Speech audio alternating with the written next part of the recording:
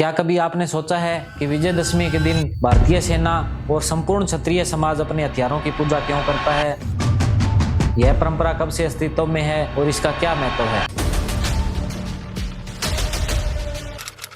जय माता जी के दोस्तों, मैं हूं रवि राठौड़ और आज हम जानेंगे इस प्राचीन और गौरवशाली रिवाज के पीछे की कथा और इसका महत्व। क्षत्रिय वर्ग और भारत की परंपराओं में शस्त्रों को केवल युद्ध का साधन नहीं बल्कि देवतुल्य माना जाता है। विजयदशमी और नवरात्रि के दिनों में जब शस्त्र पूजन किया जाता है तो यह केवल हथियारों की पूजा नहीं बल्कि शक्ति, साहस और धर्म की रक्षा की प्रतीक एक परंपरा है। दशहरे के दिन ब्राह्मण समाज अपने शास्त्रों और वेदों की पूजा करते हैं, व्यापारी वर्ग अपने प्रतिष्ठानों की पूजा करते हैं, वहीं भारतीय सेना, राजपूत समाज और संपूर्ण क्षत्रिय समाज शस्त्र पूजन करता है। शस्त्र पूजन की परंपरा का उल्लेख हमें स्कंद पुराण, भविष्य पुराण और देवी पुराण जैसे धार्मिक पौराणिक ग्रंथों में मिलता है। इसमें सर्वप्रथम जिस घटना का जिक्र है उसके अनुसार मान्यता है कि दानव महिषासुर ने एक बार ब्रह्मा जी की तपस्या की और उनसे ये वरदान पाया कि स्त्री शक्ति के अलावा उसे कोई ना मार सके। यह वरदान पाकर उसने तीनों लोकों में उत्पात मचाया और स्वर्ग से देवताओं को भगाकर तीनों लोकों में अपना अधिकार स्थापित कर लिया। तब सभी देवी देवताओं ने ब्रह्मा जी के आदेश से अपनी अपनी शक्तियों को एक केंद्र में भेजकर देवी दुर्गा की रचना की। सभी देवताओं ने अपने अस्त्र शस्त्र देवी दुर्गा को भेंट किए। तब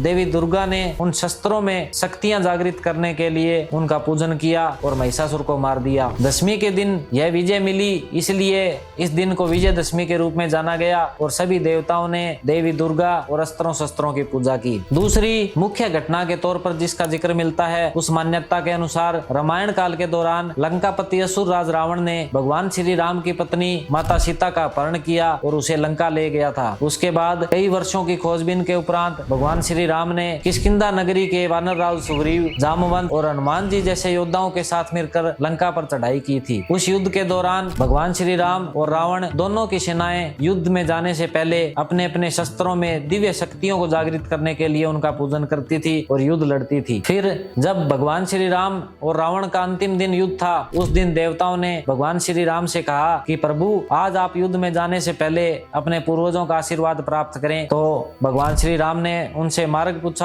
तो देवताओं ने बताया कि आपका रघुवंश जिनके नाम से जाना जाता है वो महाराज रघु बहुत ही दानी और प्रतापी राजा थे। वो हर 12 वर्ष में अपना संपूर्ण धन दान करते थे। एक बार उन्होंने अपना संपूर्ण धन दान किया हुआ था और उसी समय एक ब्राह्मण उनसे 14 करोड़ स्वर्ण मुद्राओं का दान लेने आया। उस ब्राह्मण को ये मुद्राएं अपने गुरु को गुरु दक्षिणा के रूप में देनी थी, इसलिए महाराज रघु ने ब्राह्मण को दान देना चाहा और उस दान को पूर्ण करने के लिए उन्होंने कुबेर से कर लेने की सोची। कुबेर से कर लेने के लिए उन्होंने अपना रथ तैयार करवाया और युद्ध करने के लिए अपने रथ पर निकल गए। रात को एक समी वृक्ष के नीचे उन्होंने अपना रथ रोका और वहीं उस रथ में सो गए। कुबेर को जब ये पता चला कि महाराज रघु एक ब्राह्मण को दान देने के लिए युद्ध लड़ने आ रहे हैं तो उन्होंने रातों रात उस समी वृक्ष के सभी पत्तों को स्वर्ण मुद्राओं में बदल दिया। महाराज रघु को जैसे ये पता चला उन्होंने ब्राह्मण को बुलाया और उनसे सभी स्वर्ण मुद्राओं को ले जाने के लिए कहा, लेकिन ब्राह्मण ने अपनी आवश्यकता के अनुसार 14 करोड़ मुद्राएं ली और बाकी मुद्राएं वहीं छोड़कर चला गया। बाकी मुद्राएं महाराज रघु ने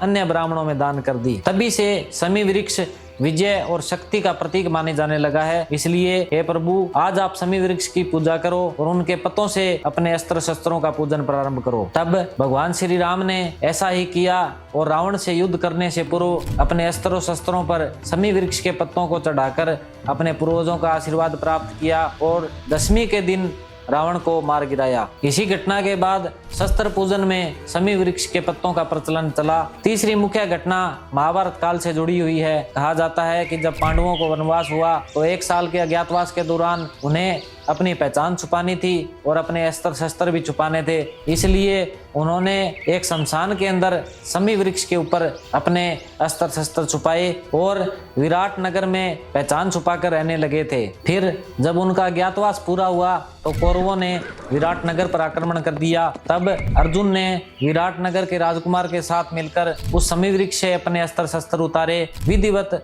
समी वृक्ष के पत्तों से अपने अस्त्रों शस्त्रों का पूजन किया, समी वृक्ष का धन्यवाद किया। इस पूजा के कारण अर्जुन के दिव्य धनुष गांडीव और दिव्य बाण जागृत हुए। उन्होंने विराट युद्ध को जीता। तभी से शमी वृक्ष को विजय का प्रतीक माना जाने लगा। इसके बाद क्षत्रिय रियासतों में भी यह परंपरा इसी तरह जारी रही। विजयदशमी के दिन धूमधाम से अपने राजकीय शस्त्रागारों और आमजन द्वारा आत्मरक्षा हेतु रखे जाने वाले सभी अस्त्र शस्त्रों का पूजन विधि विधान से किया जाता। क्षत्रिय इस दिन पूजा के बाद एक सीमोल्लंघन की परंपरा को भी निभाते। इस दौरान वे अपनी सीमा को पार करके दूसरे राज्य की सीमा में जाते ताकि युद्ध हो तो उन्हें विजय प्राप्त हो। शास्त्रीय आदेश के अनुसार यह परंपरा प्रगति का प्रतीक मानी जाती थी। कहा जाता है कि राजा विक्रमादित्य ने विजयदशमी के दिन देवी हरसिद्धि की पूजा की थी और अपना मन वांछित फल प्राप्त किया था। छत्रपति वीर शिवाजी ने भी इसी दिन देवी दुर्गा को प्रसन्न किया और भवानी तलवार प्राप्त की थी। यह शस्त्र पूजन की परंपरा आज भी क्षत्रिय रियासतों और राजपूत समाज द्वारा पूरे हर्षोल्लास से निभाई जाती है। आजादी के बाद हमारे भारत देश की सेना में भी यह परंपरा ज्यों की त्यों बनी हुई है। हर वर्ष भारतीय सेना द्वारा दशहरे के दिन शस्त्र पूजन समारोह आयोजित किए जाते हैं। इन आयोजनों में भारतीय सेना द्वारा अपने आधुनिक हथियारों, युद्ध वाहनों, मिसाइलों, युद्ध पोतों, हवाई जहाजों आदि की पूजा पूरे विधि विधान से पूर्ण की जाती है। सेना में तोपखानों, संचार प्रणाली, ड्रोन और हेक्साकॉप्टर आदि की पूजा भी इसी परंपरा के अंतर्गत आती है। पिछले साल 12 अक्टूबर 2024 को भारत के रक्षा मंत्री श्री राजनाथ सिंह ने भारतीय सेना के साथ पश्चिमी बंगाल के दार्जिलिंग सुकना कैंट में इस शस्त्र पूजन परंपरा को निभाया था। इससे पूर्व 2019 में जब फ्रांस ने भारत को पहला राफेल लड़ाकू विमान सौंपा था तो श्री राजनाथ सिंह ने पूरे विधि विधान से उस राफेल की पूजा की थी। आज राजपूतों में यह परंपरा पूरी निष्ठा से निभाई जा रही है। अनेक राजपूत संगठन इस दिन सामूहिक शस्त्र पूजन समारोह का आयोजन करते हैं, जैसे हिमाचल प्रदेश के चंबा जिले में राजपूत महासभा, राजस्थान के भिवांडी में श्री राजपूत सभा, इंदौर में प्रगतिशील क्षत्रिय महासभा, उत्तर प्रदेश बागपत में राजपूत विकास समिति और ठाकुर कम्युनिटी, जम्मू कश्मीर में अमर क्षत्रिय राजपूत सभा, पंजाब में श्री मारू राजपूत महासभा, मध्य प्रदेश में श्री क्षत्रिय राजस्थान राजपूताना महासभा, राजस्थान में श्री राजपूत करणी सेना, इंदौर में राजपूत समाज युवा चेतना मंडल और इन जैसे और भी अनेक संगठन पूर्वजों से चली आ रही इस परंपरा को अपना धर्म और कर्तव्य मानकर बखूबी निभा रहे हैं। अब बात करते हैं इस पूजा की विधि के बारे में। इस पूजा के दौरान सबसे पहले स्नान किया जाता है, फिर अपने सभी अस्त्र शस्त्रों को अच्छे से साफ करके देवी की मूर्ति के सामने रखा जाता है। फिर शस्त्रों पर गंगा जल का छिड़काव किया जाता है और मंत्रोच्चारण के साथ इन शस्त्रों पर हल्दी, चंदन और कुमकुम के तिलक लगाए जाते हैं। फिर शस्त्रों पर मौली बांधी जाती है। तिलक के बाद शमी के पत्तों को अर्पित करके पुष्प अर्पित किए जाते हैं। फिर शस्त्रों को धूप में ले जाकर इन पर मीठा प्रसाद चढ़ाया जाता है और प्रसाद को बांटा जाता है। इस पूजा के दौरान देवी दुर्गा, देवी अपराजिता, देवी जया और विजया, गुरुजनों और अपने वीर योद्धाओं की भी पूजा की जाती है। दोस्तों, शस्त्र पूजन केवल एक धार्मिक अनुष्ठान नहीं बल्कि आत्मबल, मनोबल और राष्ट्र की सुरक्षा के प्रति समर्पण का प्रतीक है। यह पूजा हमारे अंदर शक्ति, साहस और कर्तव्य को जागृत करती है। यह परंपरा हमें सिखाती है कि शक्ति का प्रयोग धर्म और न्याय के मार्ग पर चलने के लिए किया जाना चाहिए। क्षत्रियों, राजपूतों और भारतीय सेना द्वारा हर वर्ष इस परंपरा का पालन करना न केवल अनुशासन का प्रतीक है बल्कि यह देशवासियों के लिए एक प्रेरणा का स्रोत भी है, जो हमें अपने कर्तव्यों के प्रति सजग और समर्पण रहने की सीख देता है। तो दोस्तों, ये थी जानकारी शस्त्र पूजन के इतिहास की। हमारे भारत देश से जुड़ी ऐसी और भी ऐतिहासिक जानकारियों को प्राप्त करने के लिए हमारे चैनल को सब्सक्राइब करें और अपने विचार कमेंट बॉक्स में जरूर लिखें। आप सभी को शुभकामनाओं के साथ जय हिंद, जय भवानी और जय माता जी की।